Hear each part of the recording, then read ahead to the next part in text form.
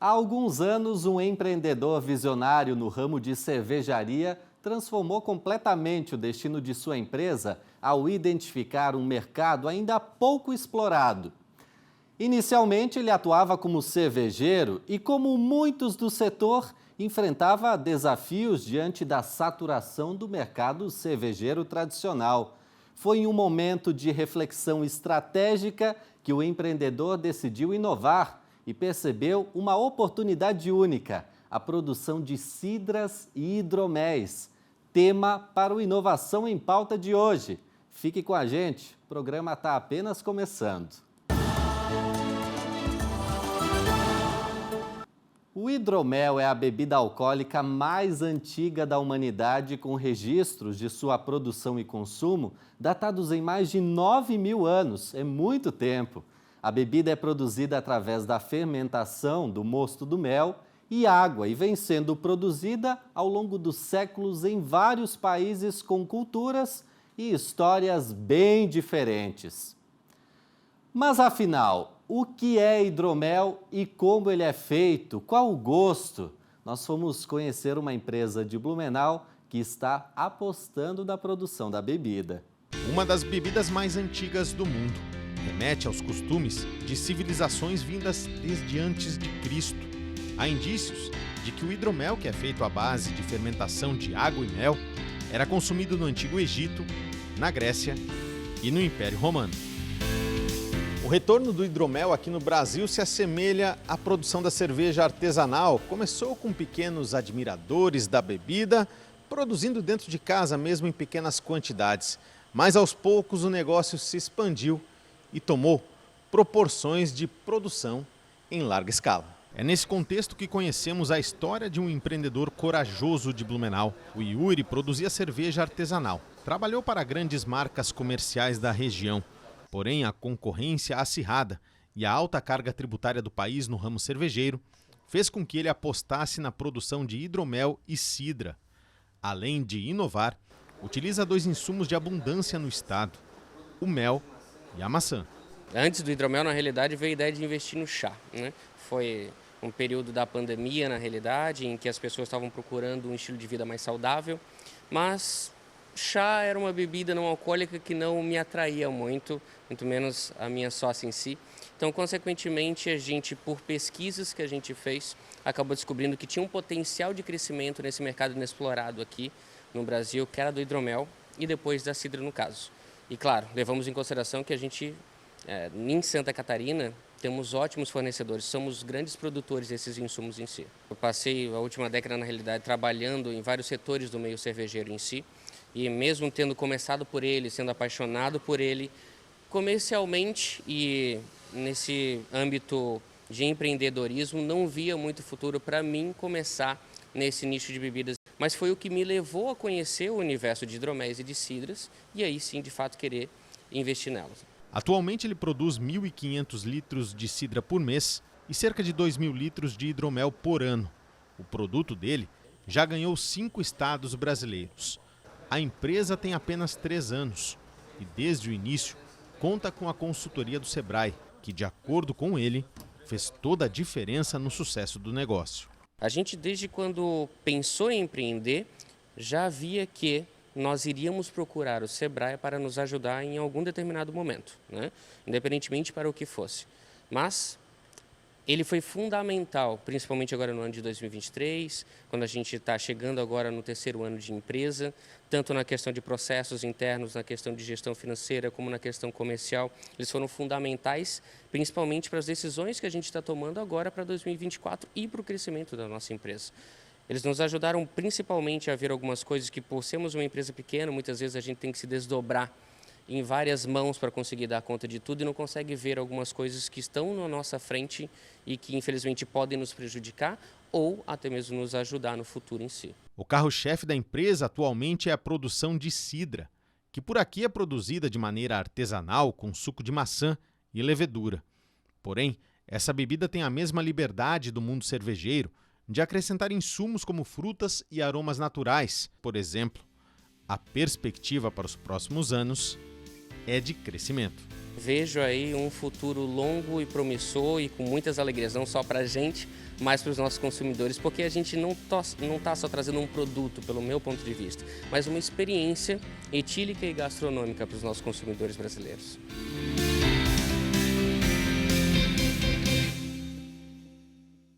Moisés aprovou a bebida, hein? Depois do intervalo, a gente vai bater um papo com um empreendedor que decidiu apostar nesse nicho de mercado e entender as dificuldades e oportunidades de crescimento. Não saia daí, o Inovação em Pauta volta já.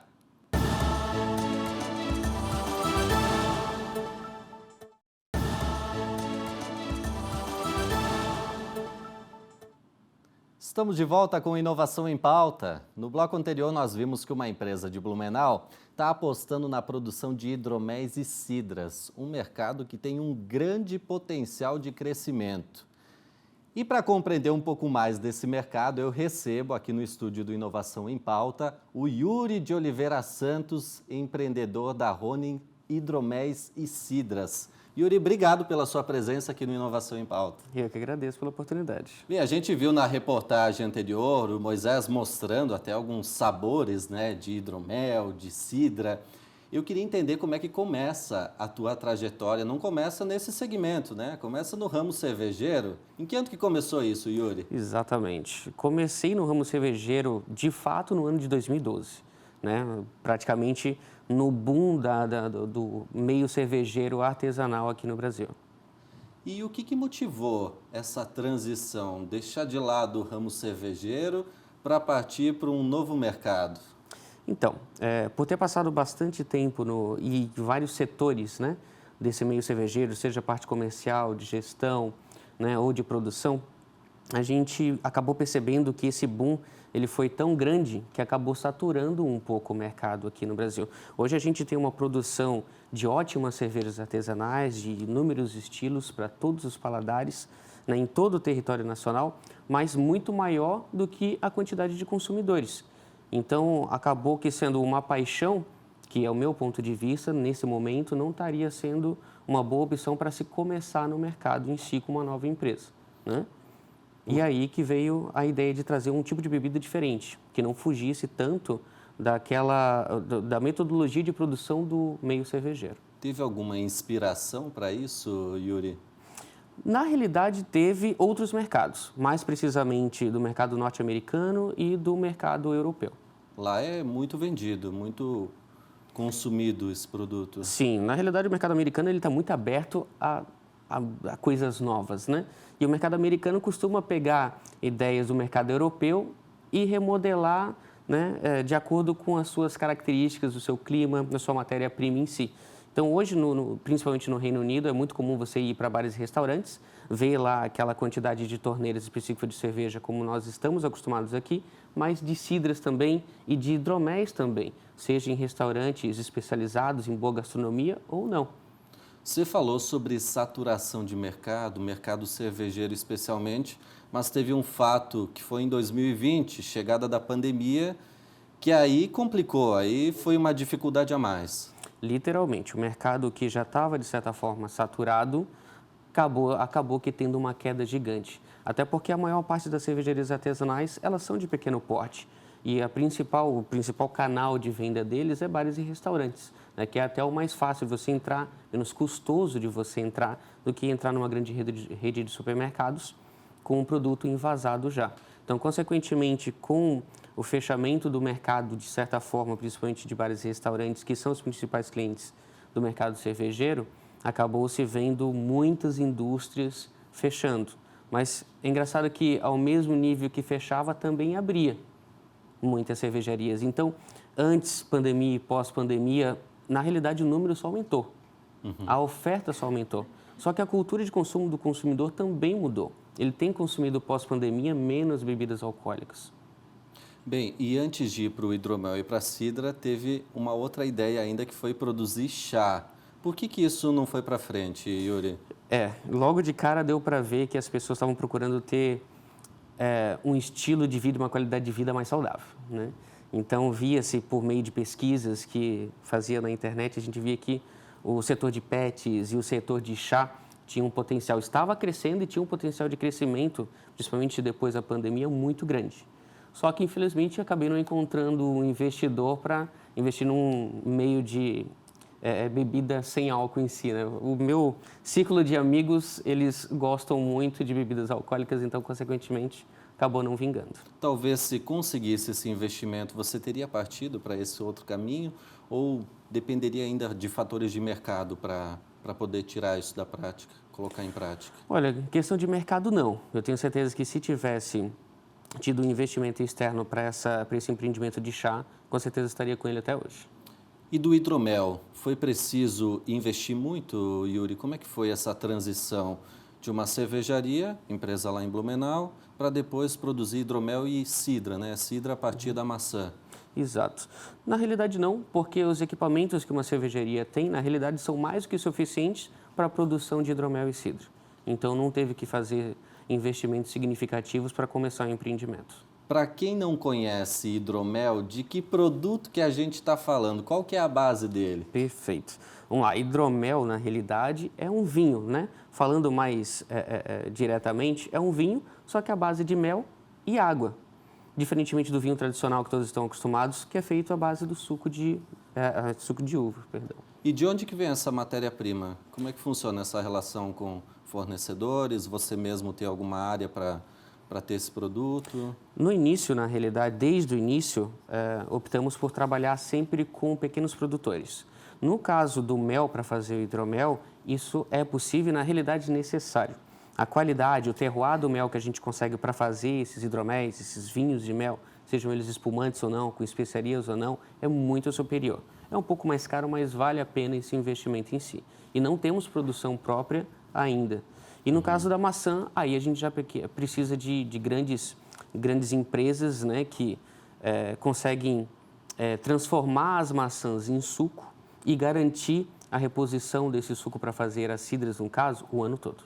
Você já tem capacidade para atender todo o estado? Como é que está hoje a tua capacidade de produção? Pretende expandir cada vez mais? Em que momento que você está hoje na empresa, Yuri? Então, na realidade, estamos agora em fevereiro comemorando 3 anos de empresa. É bem recente na realidade. A gente iniciou ali em 2021, bem no início de 2021, e tem tido crescimento anual exponencial.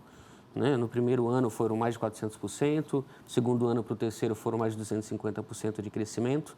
Tem muito chão para crescer, com certeza, muitos paladares para surpreender com esse universo etílico em si, mas a questão produtiva mais relevante no qual a gente quer crescimento é nas cidras.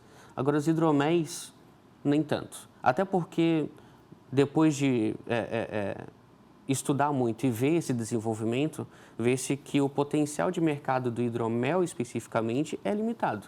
Assim como acontece com os vinhos brancos e rosados que já estão há décadas no nosso país aí.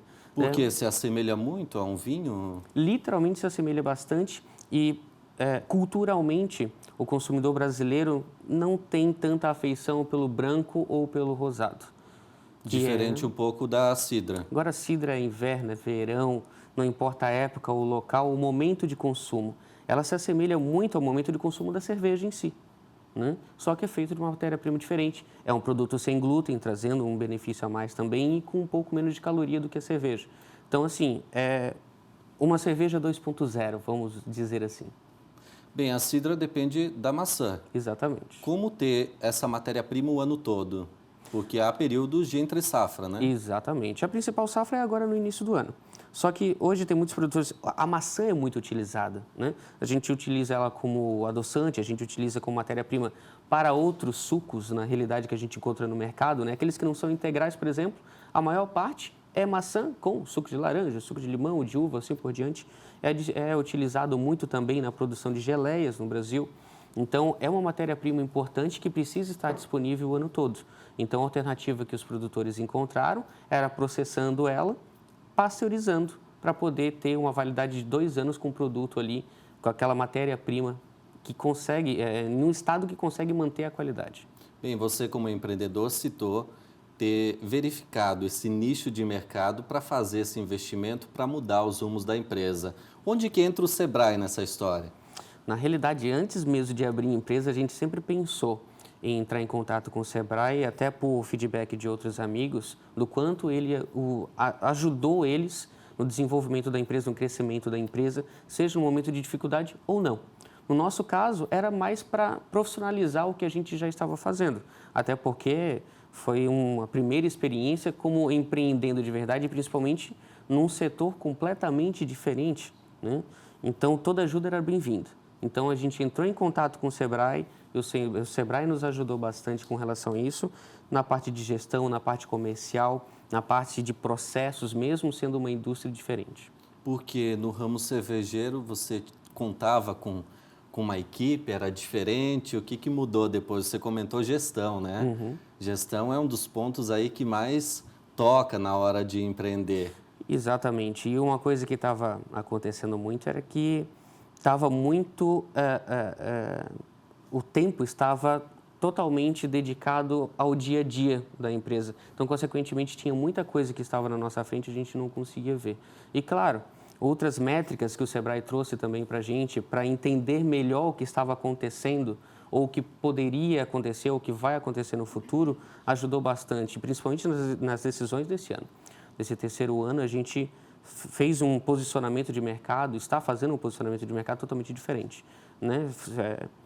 Nos focando no que realmente vai trazer um futuro financeiro mais expressivo para o crescimento da empresa. Que ali alinha o quê? Estratégias de marketing, de posicionamento no mercado, de atender determinado nicho? Por incrível que pareça, começando pelo produto, né? A gente estava tão empolgado, e aí que tá, isso veio do ramo cervejeiro, né? Você vê hoje muitas cervejarias fazendo inúmeros tipos de cerveja diferente, e a gente estava fazendo isso com produtos diferentes. Então, a gente começou simplesmente com uma mera hidromelaria, uma vinícola que fazia vinhos à base de mel. Depois viu-se a necessidade de trazer um produto com um processo melhor, mais rápido, né, com um retorno financeiro mais expressivo também, que foi as cidras. Depois veio a ideia de trazer produtos não alcoólicos, e as ideias continuaram indo e a gente acabou se abrindo para todas essas ideias e essas oportunidades que a gente enxergava. Mas não.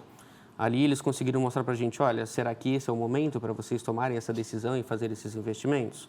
Olha só, aqui é mais interessante você continuar assim com esse produto para esse nicho, essa cadeia de consumidores em si. Então foi importantíssimo e isso a gente tem colocado desde o final do ano passado e esse ano a gente vem com mais força nessas decisões que para a gente têm sido bem radicais e que a gente nem sequer imaginava, olha, era melhor a gente dar um passo atrás, focar no produto que a gente nem tinha idealizado em trabalhar, para a gente ter uma futura empresa no porte em que a gente quer que chegue.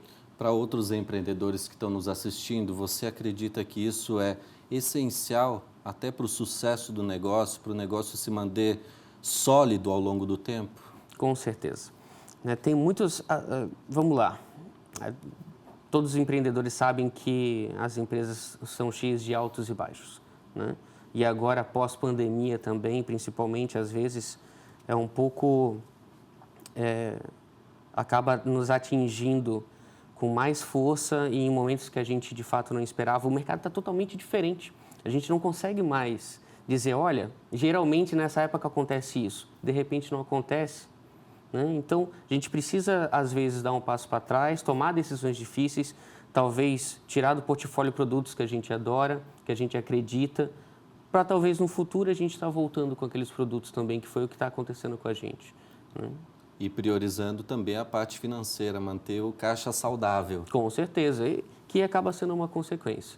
Literalmente, tomando as boas decisões, conseguindo ter aquela visão macro do mercado onde a gente está, com o produto que a gente está, com a carta de clientes que a gente consegue, como resultado, ter um caixa saudável para a gente conseguir crescendo com a empresa. Falando um pouquinho sobre essa carta de clientes, hoje atende que cidades, atende especificamente Blumenau e quantos produtos são oferecidos ao mercado?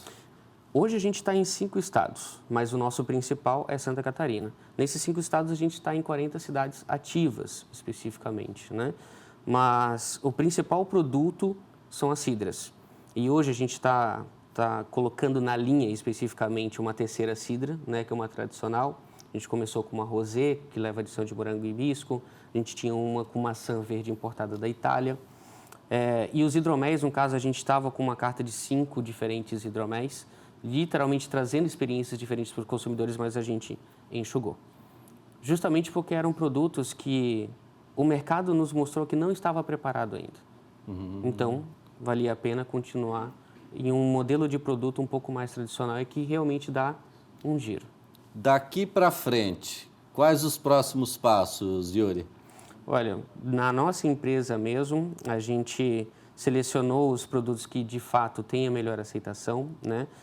Redução de custos ao máximo possível, sem comprometer a qualidade dos produtos e expandir literalmente o mercado onde a gente trabalha.